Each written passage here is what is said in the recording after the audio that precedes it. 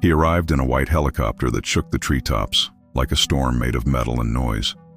The children of the indigenous village covered their ears, the elders narrowed their eyes, and the man in the crisp shirt and expensive boots stepped onto the red earth as if it already belonged to him. He smiled wide, showed white teeth, and spoke beautiful words through the interpreter. Schools, medicines, clean water, protection. He said he was a millionaire who wanted nothing in return, only to give these people the future they deserve.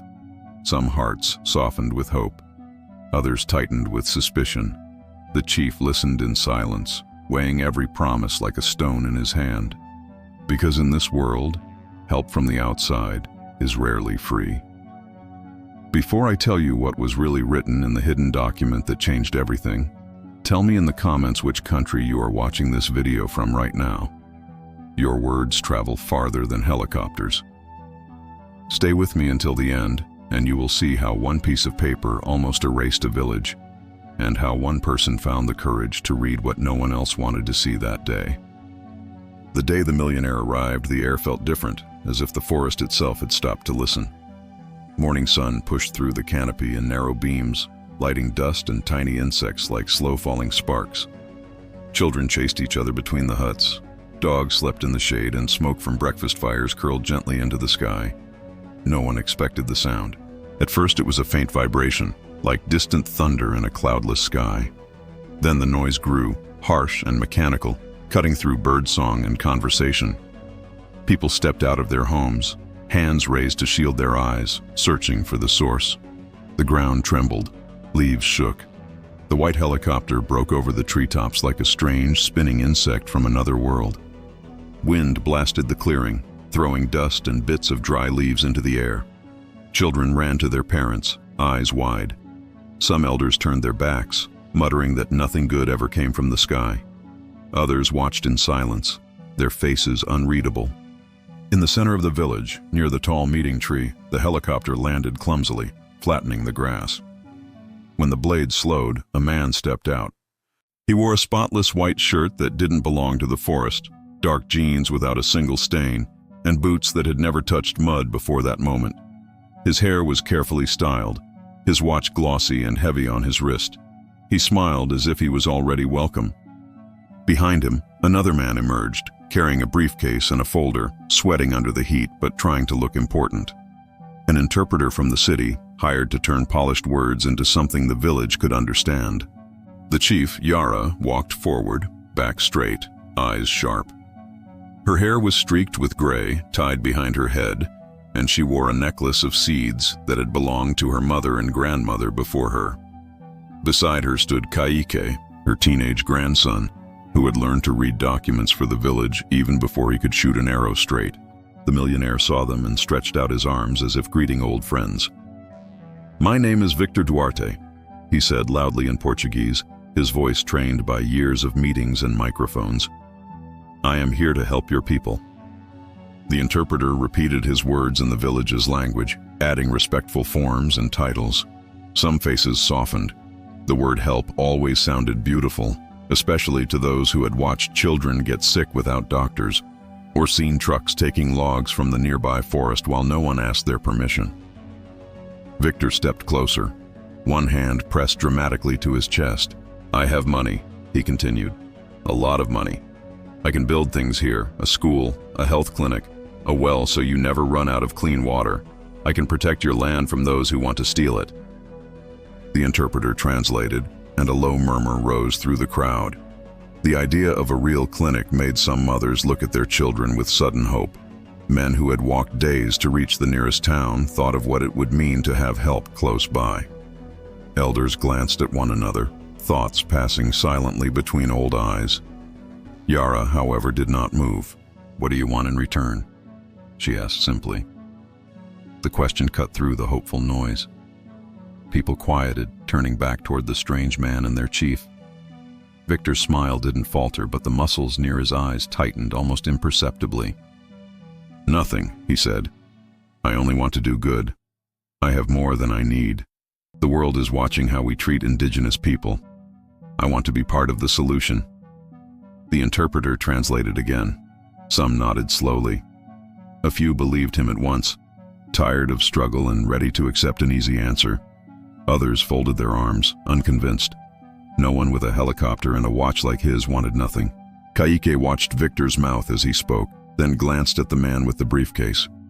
The assistant kept adjusting his glasses and checking the folder, his eyes moving too fast, too nervous. That folder, slim and white, seemed heavier than the metal helicopter itself. "There will be documents, right?"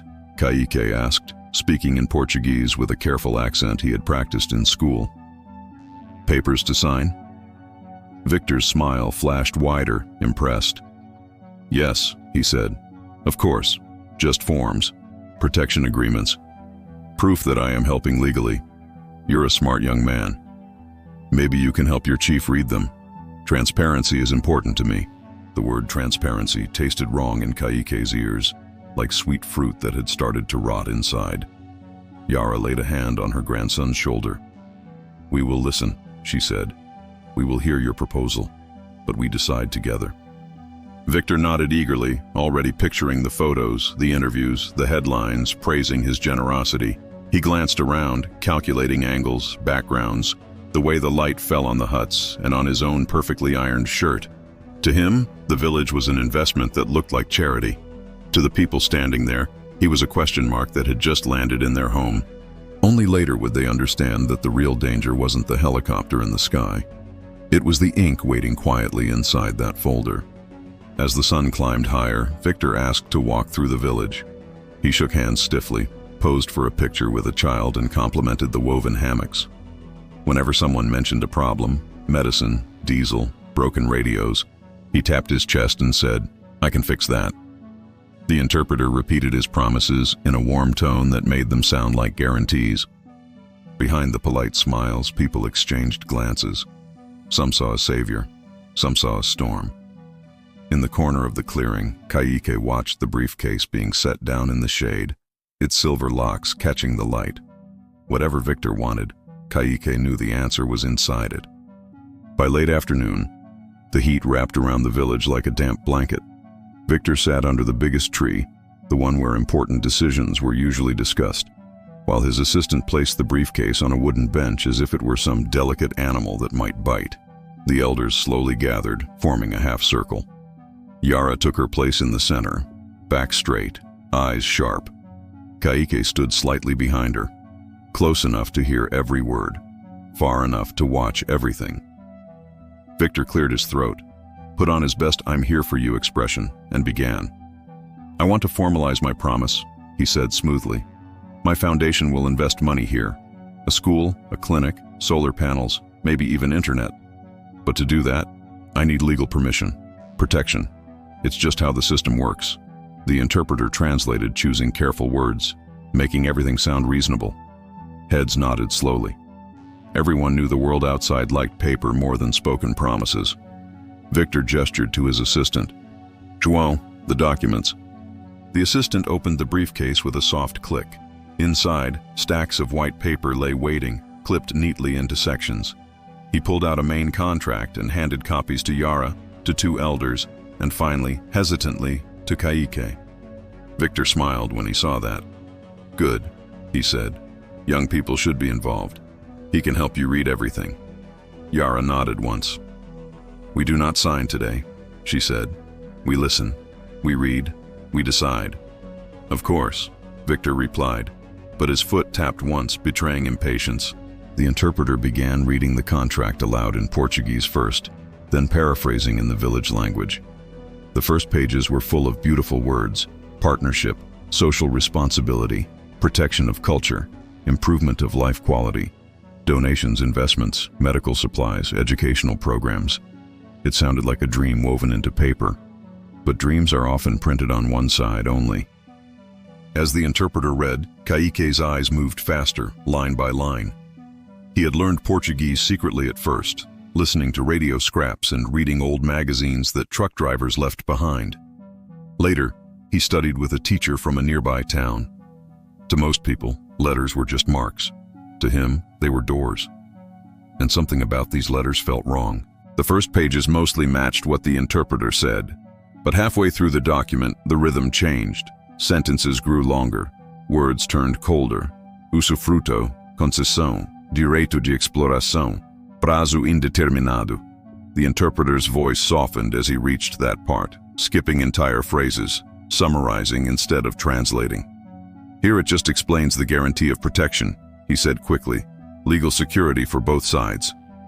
But Kaike's eyes had already found a different truth.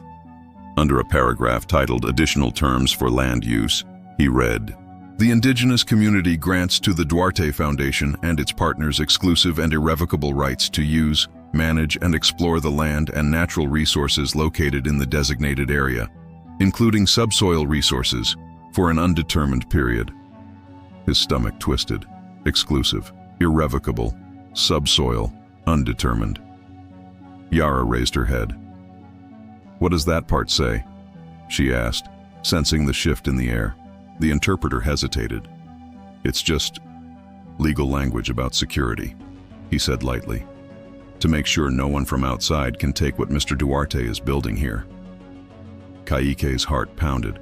"That's not what it says," he interrupted, his voice sharper than he intended. All eyes turned to him. Victor's smile stiffened. "What do you mean?" Yara asked, watching her grandson carefully. Kaike swallowed, fingers tightening around the paper. He felt the weight of every eye in the circle, the pressure of speaking against a man who arrived from the sky promising miracles. "It says," he began slowly, "that the community gives exclusive and permanent rights for Mr. Duarte and his partners to use and explore the land and everything under it, the minerals, the resources, for as long as they want." A low, uneasy murmur rippled through the elders. "That's a misunderstanding." Victor cut in quickly, lifting a hand. "The text is standard. Legal protection. Of course we wouldn't exploit anything. I'm not a miner. I'm a philanthropist." Kaike kept reading, his voice steadier now. "Here," he said, pointing lower on the page, "it says the foundation may assign or share these rights with partner companies for purposes of exploration, research, and extraction. That means you can bring mining companies, or logging companies, or whoever you want." The interpreter's face went pale. He hadn't translated that part at all. Victor's jaw tightened for a fraction of a second before he forced his smile back into place. "Listen," he said, tone turning slightly firmer. "This is how real support works. Investors won't put money into projects without guarantees. It doesn't mean we're going to destroy anything. It just means we could, if we wanted to. But we don't." "That sentence doesn't belong in a promise of protection," Yara said quietly. Her voice was calm, but the air thickened around her words. Victor spread his arms, playing offended. "You don't trust me," he demanded. "I came here. I spent money to get this helicopter. I brought a team. I left my comfortable life to help you. And now a boy." He flicked a glance at Kaike, reads a few lines, and suddenly I'm the enemy. Kaike's cheeks burned, but he didn't look away. "It's not about what you say," he replied. "It's about what you sign." One of the elders, old Abai, lifted a shaking hand. "Explain the last line on that page, boy," he asked. Slowly, Kaike breathed in and read it out loud. "By signing this agreement, the indigenous community recognizes the Duarte Foundation and its designated partners as legal co-owners and managers of the designated land area, with authority to make decisions regarding its economic use." The word co-owners fell like a stone into the circle. "So the land would no longer be just ours?" Abai asked. "Not entirely," Kaike answered. "We would still live here, but big decisions would belong to them too. They could decide to cut trees, dig the ground, bring machines." Victor's patience cracked. "You live on one of the richest pieces of earth in this region," he said, dropping the soft tone. "There are people out there who will take it by force. I'm offering protection in exchange for partnership. It's fair." "Protection that comes with drills and contracts is not protection," Yara said.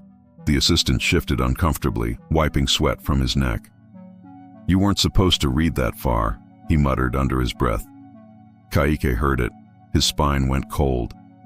He lifted another sheet from the back of the folder that the assistant had pushed halfway under the others, as if trying to bury it. This one was marked Annex 2, Confidential. The first line made his fingers go numb. Projected revenue from timber and resource extraction over 20 years. He didn't read the numbers aloud. They were too big. Bigger than anything the village had ever known. To outsiders, their home was a calculation. He held the page up. "You already planned how much money you would make from our land," he said quietly. The clearing went silent. Somewhere in the forest, a bird cried out once and then stopped. Victor stepped forward, voice rising. "That's business," he snapped. "You think schools and clinics appear out of thin air? Everything has a cost. You people sit on resources and starve. I'm offering a way out." Kaika felt something burn in his chest, not just anger, but a fierce protective love for the place that had raised him, for every tree, every riverbank, every grave of those who came before. "We are not sitting on resources," he said. "We are living on our home." Yara reached for the contract, took it from his hands, and looked at Victor with a calm that was sharper than any shout. "We will not sign," she said. "Not this. Not with these words. If you truly want to help, you can do it without buying our land piece by piece." Victor laughed once, bitter and short. "That's not how the real world works," he said. "Then the real world can leave the way it came," Yara replied.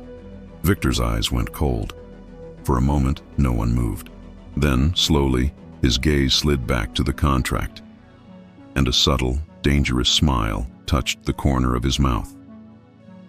"This meeting isn't over," he said softly. And for the first time since the helicopter landed, Kaike felt something worse than fear. He felt certainty that the millionaire would not leave quietly. That night the forest did not feel like a friend. The air was thick and restless. Crickets, usually loud, seemed to hold back their song. Fires burned lower than usual, as if afraid of drawing attention. People spoke in whispers, glancing toward the place where the helicopter still waited like a metal predator with folded wings. Inside her hut, Yara sat with the elders, the contract spread open on a woven mat between them. The pages looked harmless there, just ink and paper, but everyone knew what they almost meant. Oldabai shook his head slowly. "I don't like this," he muttered. "If a man with that much money doesn't get what he wants, he will not just go home and forget." "We did the right thing," another elder said. "But the right thing often comes with a price." Yara turned to Kaike, who sat cross-legged in silence, eyes fixed on the words he had exposed. Pride and worry fought inside her chest. "You did well today," she told him. "You saved more than trees. You saved graves, memories, futures." Kaike swallowed, staring at his hands. "It doesn't feel like victory," he said softly. "It feels like the beginning of a fight we can't see yet." He wasn't wrong. Outside, under the tall meeting tree, Victor paced back and forth, his white shirt now stained with sweat and dust. The assistant sat on a log, head in his hands. "They were never going to sign," the assistant said quietly. "Not after he read Annex 2. Victor shot him a sharp look. "You should have kept that page buried," he snapped. "You told me to bring everything," the assistant replied. "For credibility." Victor scoffed. "Credibility is something you show, not something you let a boy use against you." He stopped, staring into the darkness where the village slept. "They think this ends because they said no," he murmured. "But this land is already on too many maps, too many reports. If not with me, someone else will come. And the next one won't bother bringing a clinic and a school as a gift." The assistant said nothing. For the first time, he seemed to see the village not as a project, but as people. The next morning, Victor requested one last meeting. The villagers gathered in the clearing again, tired but alert. Children stayed closer to their parents. Even the dogs seemed to sense the tension, ears perked, bodies ready to bolt if the air broke in the wrong direction. Victor stood near the meeting tree, cleaner than the night before, his expression polished again, but his eyes were sharper now, less patient. "I will not pretend I'm happy," he began, speaking firmly. The interpreter translated, voice careful and tight. "I came here believing I could give you something no one else would, protection and opportunity. You turned down my offer. That is your right." He paused, letting the words sink in. "But don't fool yourselves. He continued, "The world out there won't stop because you said no in here. Governments, companies, criminals, they all want what's under your feet. I am not your enemy. I am someone who tried to put rules where others will bring chaos." Yara lifted her chin. "Rules that made you rich and us co-owners on paper only," she replied. "That is not protection. That is a trap." Victor took a step forward. "You want control?" he asked. "Then you need allies, lawyers, visibility, public pressure. Do you have any of that? Or will you just hide in the trees and hope no one notices you?" A murmur of confusion moved through the crowd. These were not their words. Lawyers, visibility, public pressure. They belonged to another world, one where decisions were made in rooms, not around fires. Kaike felt something stir inside him. He thought of the teacher who had once come to the village with old laptops and a satellite phone. He remembered connecting to the internet for the first time, seeing maps, news, stories of other communities fighting for their homes. He remembered email addresses scribbled on notebook pages. "If you ever need help, contact us." He had never used them. Until now. "I know people," he said suddenly, loud enough that several heads turned. "Organizations, journalists, lawyers, people who help villages like ours when someone rich tries to buy their land." Victor's eyes narrowed. "People you know from where?"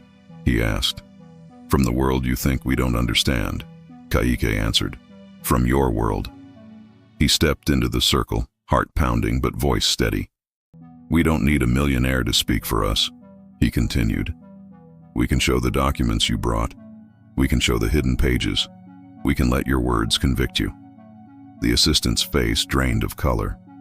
"You wouldn't," Victor said, but there was a flicker of doubt in his tone. Kaike met his stare. "You think no one will care?" he asked. "Videos of helicopters landing in indigenous villages. Contracts talking about co-ownership and subsoil extraction. You, in your white shirt, saying you came to save us." He let the image hang in the air. "The world you live in loves a hero," he said, "but it loves a villain's downfall even more." Several villagers didn't understand every word, but they felt the shift. Power, something they rarely touched, was suddenly in the hands of someone who could read, write, and connect them to a place beyond the trees. Yara looked at Victor calmly. "We don't want war," she said. "We don't want revenge. We want you to leave us as we are. But if you or your partners come back with machines or papers like these," she gestured to the contract, "then yes, we will call those who can make your world watch, and they will see everything." Silence pressed down. A bird cried out from a distant branch as if reminding everyone that the forest was still listening. Victor's jaw worked. He had come expecting ignorance, desperation, the easy obedience of people who had never seen a courtroom or a news camera. He had not expected a boy who could read legal tricks, a chief who could stand her ground, a community willing to expose him if he pushed too far. His eyes moved to the briefcase, to the helicopter, to the faces watching him, not with fear now, but with quiet, stubborn certainty. He exhaled slowly. "Fine," he said. "I will leave. For now." He emphasized the last two words, but they carried less threat than before and more wounded pride. He turned to his assistant. "Pack everything," he ordered. "No copies left behind." The assistant obeyed, but not before casting one last glance at Kaike, a look filled with something like respect and shame.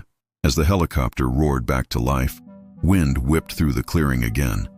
This time, people did not back away. They stood their ground and watched the machine lift off, rise above the trees and shrink into the sky. When the noise finally faded, a heavy quiet settled over the village. "We're safe?" one child asked. "For today," Yara said honestly. "But safety is not something we are given. It's something we protect every day, together." Later that evening, under the soft light of the fire, Kaike sat with the old notebook in his hands. He opened it to the page with names and emails, fingers tracing faded ink. "Are you going to write to them?" Rami, who had watched everything from the edge of the crowd, asked softly. "Yes, Kaike replied. Not because we lost, because we won. And I want proof of what almost happened here, in case someone else comes with new papers. He looked at the forest surrounding them, at the river beyond, at the simple huts and familiar faces, the place he loved. I thought our home was protected by trees and distance, he said. But it's not. The world knows we exist now, so we need to make sure we're not just a spot on their map. We need to be a story they can't ignore. Rami smiled faintly. You read their language, he said. Now make them read ours. That night, under a sky full of indifferent stars, a boy from an indigenous village began to type a message that would travel farther than any helicopter. He attached photos of the contract, of the hidden annexes, of the man who arrived promising salvation and left with his plans exposed. Far away, someone's screen would light up. Someone would read. And the millionaire, who once thought an entire village was just a number on a spreadsheet, would discover another truth. When a people learn to read the world has to learn to read them back.